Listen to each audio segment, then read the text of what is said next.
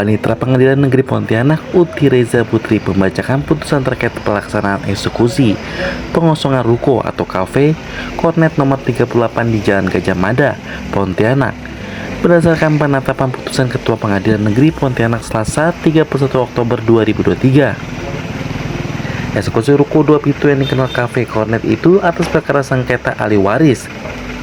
Berdasarkan surat penetapan Ketua Pengadilan Negeri Pontianak nomor 126 PDTG 2001 PN Pontianak tanggal 3 Juni 2021, diputuskan dalam persidangan terbuka pada tanggal 20 September 2021.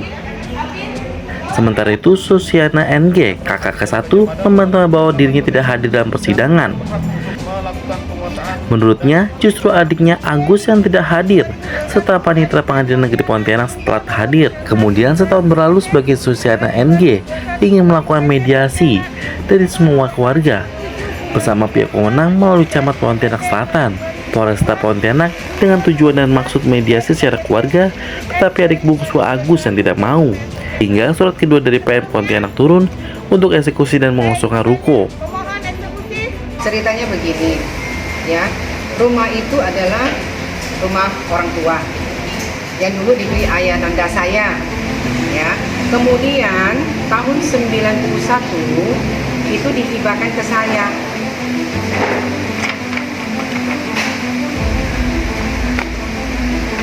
Ini sertifikat tahun 91, Nona Susiana.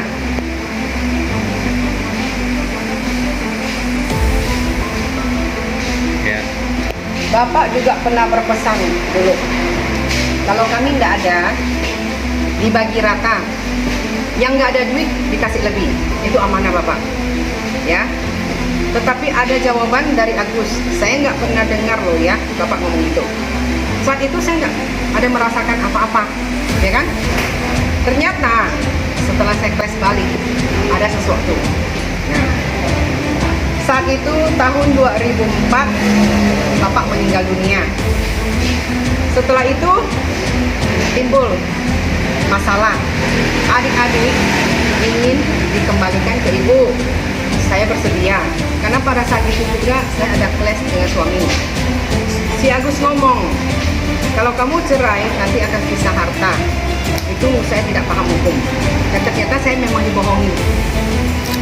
Kalau harta orang tua itu nggak bisa, ya kan? Setelah itu si Agus yang mengurus ke notaris Effendi Hidayat. Saya tidak pernah mengurus itu. Saya hanya berniat kembalikan legowo kepada ibu. Jadi tidak ada percecokan antara saya dan adik-adik saya, ya kan? Jadi adil kan?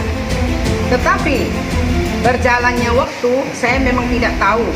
Sertifikat terbit tahun 2005 atas nama Nyonya Sim Soy Cheng, ibu saya, dikeluarkan oleh BPN 28 Juni 2005 atas nama ibu saya. Oke, ini sudah selesai. Tetapi berjalan 3 bulan, 9 September 2005 terbit akta wasiat. Akta wasiat di sini 9 September dengan nomor 16.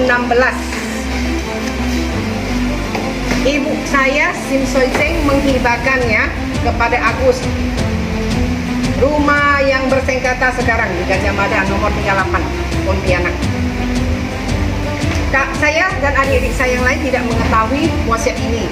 Kami tidak tahu.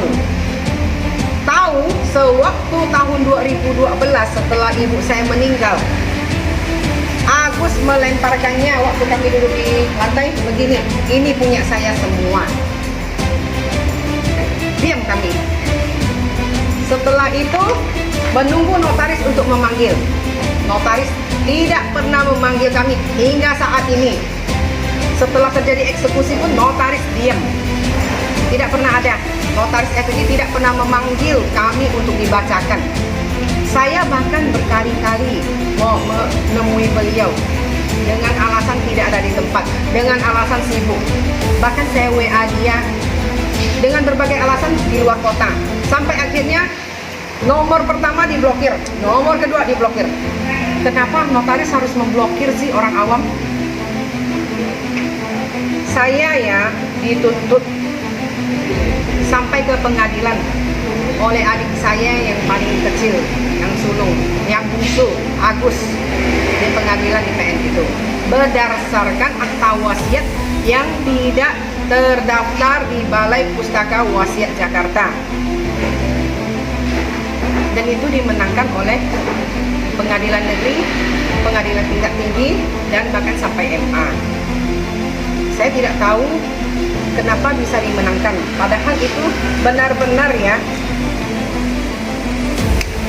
Saya mengantongi dari Kementerian Hukum dan HAM ini bahwa wasiat yang tidak terdaftar itu cacat formil.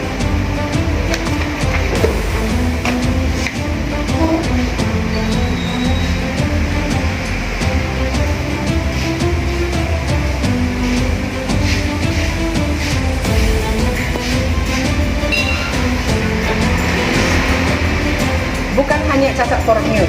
Dari Kementerian Hukum, kemarin saya minta bantu untuk mediasi.